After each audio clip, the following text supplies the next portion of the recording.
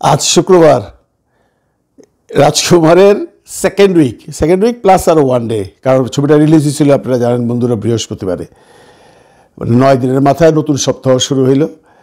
ছবিটাকে তো অনেকেই ফ্লপ বানায় দিয়েছেন, অনেকেই বলছেন এটা সুপার ফ্লপ মুভি, অনেকে বলছেন ছবি ভালো হয় নাই, অনেকে বলছেন ছবির কোনো আগামাথা নাই, অনেকের মাহিকে নিয়ে প্রবলেম, অনেকের কুটনি কফিকে নিয়ে প্রবলেম, অনেকের গান নিয়ে প্রবলেম, অনেকেরই অনেক কিছু নিয়ে প্রবলেম। এই সমস্ত প্রবলেম অতিক্রম কইরা সেকেন্ড উইকে কী অবস্থা সেটা আমাদের দেখতে হবে। বলে আমি যে কথাগুলো এখন বলবো এগুলো সিনেপ্লেক্স নিয়ে কথা বলবো, আমি সিঙ্গেল স্ক্রিন নিয়ে কোনো কথা বলছি না। কেননা সিঙ্গেল স্ক্রিনে সত্যি কথা যেটা পরিচালক নিজেই স্বীকার করছে যে সিঙ্গেল স্ক্রিনে তেমন ভালো যাচ্ছে না। আসলে তেমন ভালো যাইতেছে না এটা বললে অ্যাকচুয়ালি ভুল বন্ধুরা। এখন ঘটনা হয়েছে যে সিনেমা হলের মালিকটা আগে প্রিয়তমা চালাইছে 3 লাখ টাকা দিয়ে নিয়ে, সে লাভ করছে 10 লাখ টাকা। তো তার এবার আশা হইলো দরকার হলে 6 লাখ টাকা দিয়ে সিনেমা নেব, লাভ করবো 20 লাখ টাকা। এমন আশ্বাস যদিও হিমেল আশরাফ দিছিল যে এটা প্রিয়তমাকেও ছাড়িয়ে যাবে। হিমেল আশরাফকে এটা বলতেই হবে, সিনেমার স্ট্র্যাটেজি এটা। কারণ কি, আমি প্রথমেই বলবো আমার ছবি সুপারহিট, হিট ফ্লপ এবং পরে, কিন্তু আমি কি প্রথমেই বলবো যে আমার ছবি এবারে প্রিয়তমার মতো হয় নাই? এটা কেউ বলে না, হিমেল আশরাফও বলে নাই। হিমেল আশরাফ আশা করছে যে এটা প্রিয়তমার চেয়ে বেশি হবে, হয় নাই। সব ছবি তো প্রিয়তমা হবে না। একটা কথা তো সত্যি যে ব্যাক টু ব্যাক কোনো প্রোডাকশনেরই ছবি ভালো যায় নাই, যে এইবার একটা ভালো ছবি দিলাম পরের ছবিটা আরও ভালো। রিয়ার কেস। আমরা চলচ্চিত্রে এত বছরের এক্সপিরিয়েন্স থেকে দেখছি অনেক সুপারহিট ছবির প্রযোজনা প্রতিষ্ঠানের পরবর্তী ছবিটা ভালো যায় নাই। তো বেসিক্যালি দোষটা ওইখানে হল মালিকদের। আপনারা একটা কথা জানেন কিনা জানি না, হল মালিক সমিতির থেকে হল মালিকদের বা হল মালিকের রিপ্রেজেন্টেটিভ যারা আছে তাদেরকে নিয়ে একটা মিটিং করছে এই রিলিজের আগে।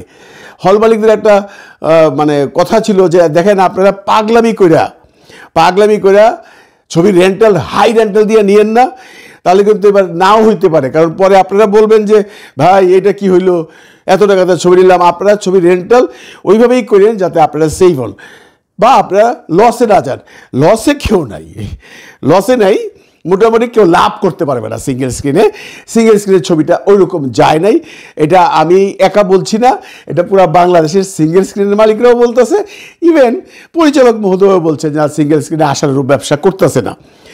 আশানুরূপ বলতে আমি আবার বলি ব্যবসা করতেছে, কিন্তু উনি যে 6 লাখ টাকা দিয়ে নিছে 10 লাখ টাকা লাভ করবো ওইটা পারবো না। 6 লাখ টাকা হয়তো কোনো রকম উঠে ফেলাবে, কোনো লাভ পাবে না। তো দোষটা তো হল মালিকের।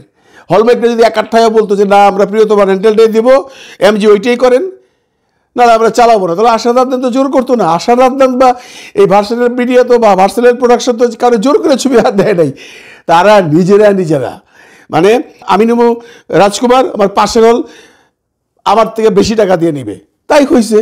তো কম্পিটিশন করছো তোমাদেরকে আমরা বলি নাই তো। এরকম অনেক এক্সাম্পল আছে যে আমি আপনাদের আগেও বলছি যে 6 লাখ টাকা বইলে গেছে, পাশের হলে 7 লাখ 8 লাখ টাকাতে ছবি নিয়ে যেতে চাই। তো দোষটা কি প্রোডাকশন টাকা পয়সা নিবে না? এই কম্পিটিশন করে আজকে সিনেমাটার একটা মানে মোটামুটি একটা বদনামই বলা যায় যে সিঙ্গেল স্ক্রিনের ছবি ভালো যাচ্ছে না। এখন ঈদের এই যে এতগুলো ছবির মধ্যে এরপরে তো কেউই নাই, তাই না? এরপরে কে আছে?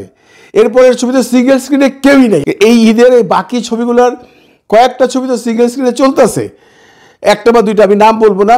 আহামরি ব্যবসা নাই, রাজকুমার যা আছে তার আশেপাশেও নাই। এইগুলো সিঙ্গেল স্ক্রিনের অবস্থা। এবার আসেন সিনেপ্লেক্সে জানেন তো আপনারা, সিনেপ্লেক্সে শাকিব খানের ছবি চালাইতো না এক সময়, তাই না? তারপরে এই প্রিয়তমার থেকে শুরু করলো, প্রিয়তমা হবে হওয়ার পর সিঙ্গেল স্ক্রিনে। এইবারও দেখেন যখন স্টার্ট করছিলাম আমি একটা প্রতিবেদন করছিলাম যে সিঙ্গেল স্ক্রিনে রাজকুমারের চেয়ে বেশি স্ক্রিন দিছে আপনার দেয়ালের দেশে বা কাজল রেখারে।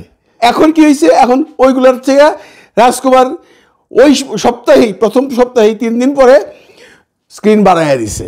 প্রথম ওরা স্টার্ট করছিল বন্ধুরা, আমি আপনাদের বলি স্ট্যাটিস্টিক্স 13টা দিয়া। যখন 13টা হল দেওয়া হয়েছে রাজকুমারের ঈদের দিন, তখন 16টা স্ক্রিন দেওয়া হয়েছে কাজল রেখাকে, আরেকটাকে দেয়ালের দেশকে, আর রাজকুমারকে 13টা। ঠিক আছে, কিছু করার নেই। তারপরে এটা 2 দিন পরেই হয়ে গেল রাজকুমার 17টা হয়ে চলাইতে লাগলো। সিনেপ্লেক্সেও তো আপনার গিয়া রাজকুমারের পরে বাকিগুলোর এমন কোনো সেল নাই, কিন্তু তাদের সিনেমা তো চালাইতে হবে, তাই না? যার জন্য এই সপ্তাহে আসা 19 সপ্তাহে আসা রাজকুমারকে দিচ্ছে 15টা, মানে দেখেন 13, 17, 15 কমাইছে।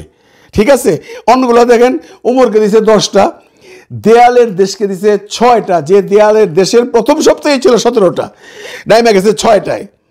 তারপরে দিছে আপনার 1 মিনিট, হ্যাঁ, তারপরে কাজল রেখা প্রথম সপ্তাহে ছিল 16টা, এই সপ্তাহে হয়েছে 6টা। এইভাবেই চলতেছে। কয়েকটা ছবি আছে, যেমন আমি একটা ছবির নাম বলবো না, সেই প্রযোজক আইসা বেশ ফলো করে বলতেছে আমার ছবির অকুপেন্সি সবচাইতে বেশি।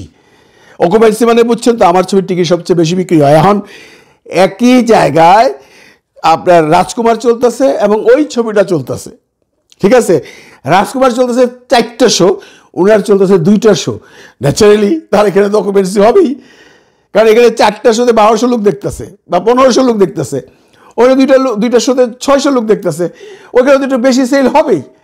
এইটা দিয়ে তারা বলছে তাদের ছবি 1 নম্বরে। যাক, কে 1 নম্বরে কে 2 নম্বরে আমরা কোনো তর্কে যাচ্ছি না, রাজকুমার একটা জায়গায় আছে।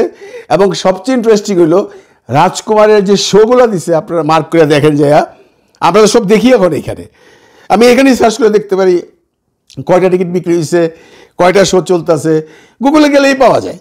তো রাজকুমারের যে শোগুলো দিছে, ম্যাক্সিমাম শো দেখেন ম্যাটিনি ইভিনিং, সবচেয়ে ভালো সেল যেগুলো হয়। মর্নিং আর নাইটে কিন্তু সেম সেল হয় না। তার মানে সিনেপ্লেক্সের যারা মালিক তারা কিন্তু কোনো পার্সিয়ালিটি করে না, তারা ছবির জোরের উপরে তারা স্ক্রিন দেয়, তাই না? সিনেপ্লেক্সের মালিকরা এমনিতেই এখন একটু খারাপ আছে। কালকে আমাদের লায়নের মালিক যে কর্ণধার স্টার সিনেপ্লেক্স লায়নের খালেক সাহেবের একটা ইন্টারভিউ দেখলাম, উনি খুব দুঃখ করে বললেন যে দেখেন এইবার ঈদের সবচেয়ে বেশি ক্ষতিগ্রস্ত হয়েছে আমরা, মানে সিনেপ্লেক্সওয়ালারা। কেমনে? যে সিনেপ্লেক্সে একটা শো চালাইলে 7,500 টাকা খরচা আছে, উনি নিজেই বলতেছে, এগুলো আমার কথা না। আমার এমনও গেছে প্রথম দিন বা দ্বিতীয় দিন 2টা করে টিকিট বিক্রি হয়েছে, যার দাম মাত্র 600 টাকা। তো 600 টাকা কামাইলাম, 7,500 টাকা দিলাম, 5,900 টাকা আমার লস। এইরকম অবস্থা সিনেপ্লেক্স হতে। সিনেপ্লেক্সের মালিক এই খালেক সাহেবের কথা হইলো যে সবচেয়ে বেশি ক্ষতিগ্রস্ত আমরা। তারাও চাইছিল যে রাজকুমারের জায়গায় চলুক, বাকি যে ছবিগুলো আছে এর মধ্যে কেউ একটা বেরিয়ে যাক, 1-2টা ছবি ভালো যাক, তাহলে ওদেরকে স্ক্রিন দিতে পারবো। কিন্তু বেসিক্যালি কোনোটাই ভালো যায় নাই, ভালো যায় না ঈদের সেন্স। সিনেপ্লেক্সে যদি ভালো যায় থাকে টুকটাক, আপনি সিঙ্গেল স্ক্রিনে যান, সিঙ্গেল স্ক্রিনে তো ছবিই নাই। 2-1টা ছবি সিঙ্গেল স্ক্রিনে গেছে, তারা কি অবস্থা আপনারা জানেন, যে যে এলাকায় চলতেছে তারা দেখতেছেন। সিঙ্গেল স্ক্রিনে তুলনা করলে এখনও সিঙ্গেল স্ক্রিনেও রাজকুমারের সেল সবচেয়ে বেশি আছে। এখন আমি এই কন্টেন্টটা এই জন্য বানাইলাম, অনেকেই বলেন যে রাজকুমার ফ্লপ করছে, রাজকুমার ভালো যাচ্ছে না। ভাই, এর চেয়ে ভালো আর কি চাইবেন? হ্যাঁ, রাজকুমার প্রিয়তমা হয় নাই, এটা আমিও স্বীকার করি। আমি কেন, প্রযোজনা সংস্থাও স্বীকার করে, পরিচালকও স্বীকার করে। But Rajkumar it's a hit movie. হ্যাঁ, সুপার ডুপার হিট হয় নাই, সুপার ডুপার হিট হয় না, এটা কেউ বললে আমি বিশ্বাস করবো না। But it's a hit movie. এর যে কালেকশন, ওর যে টেবিল কালেকশন, এটা তো অতীতের সমস্ত রেকর্ড ছাড়াই দিছে। এখন অনেকেই বলতেছেন যে হলরা বইরে গেছে। আশ্বাস সাহেবকে বুদ্ধি দিচ্ছি, উত্তর দিয়ে দেন। ভাই, প্রিয়তমা 3 লাখ টাকা দিয়ে নিয়ে যখন 13 লাখ টাকা কামাইছিলা, আমারে দিছিলা?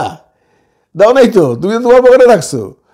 তো এইবার তুমি 6 লাখ টাকা দিয়ে নিয়ে 6 লাখ টাকা কামাইলা, কান্দাকাটি করো কেন? বা 5 লাখ টাকা কামাইলা, কান্দাকাটি করো কেন? তোমরা পারাপারি করে ছবি নিলা কেন? আসলে দোষ সিনেমা হলের মালিকদের। সিনেমা হলের মালিকদের দোষ দিলে বোধহয় ভুল হবে, তাই না? হ্যাঁ, কারণ সিনেমা হলের মালিকরা সারা বছর বসে থাকে, ঈদের সময় একটা শাকিব খানের ছবি চালাইবো, একটা বাম্পার ব্যবসা করব, তারপরে নেক্সট ঈদ পর্যন্ত বসে থাকবো, ওই ঈদেও ব্যবসা করব, তারপরে যে তারা একটু স্থিমিত হয়ে যায় বা হল বন্ধ করে দেয়, সেটা হয় নাই। তো আমরা আশা করি সেটা হবে, এটাই হয় নাই। অনেকটা ব্যাস, যদি শাকিব খানের এই ছবিটা রিলিজ না হইতো, আর এই যে বাকি 10টা ছবি রিলিজ হয়েছে, এর মধ্যে যদি শাকিব খানকে বাদ দিয়ে আরও 12টা ছবি রিলিজ হইতো, রেজাল্ট তো তাই হইতো। এবার তো একটি ছবি পারলো না শাকিব খানের পাশে যেতে। কতবার যেরকম সুরঙ্গ হিট দিছে, প্রহেলিকার একটা সুনাম হয়েছে, এরকম সুনাম কারো ছবির হয় নাই, আর হওয়ার সুযোগও কম। 7 দিন 8 দিন পাড়ায় গেছে, এই সপ্তাহে শুক্রবারের সেলের পরে তো দেখা যাবে কি অবস্থা হয়। সুতরাং আপনারা কেউ রাজকুমারকে মেকিংয়ের দিকে দোষ ধরতে পারেন বিভিন্ন ব্যাপারে, যেটা বললাম আগে, মাহিয়া মাহি, কোটনি কফি, গান, but Rajkumar it's a hit movie. You have to agree this. ভালো থাকবেন সবাই, ভালো রাখবেন সবাইকে। খোদা হাফেজ।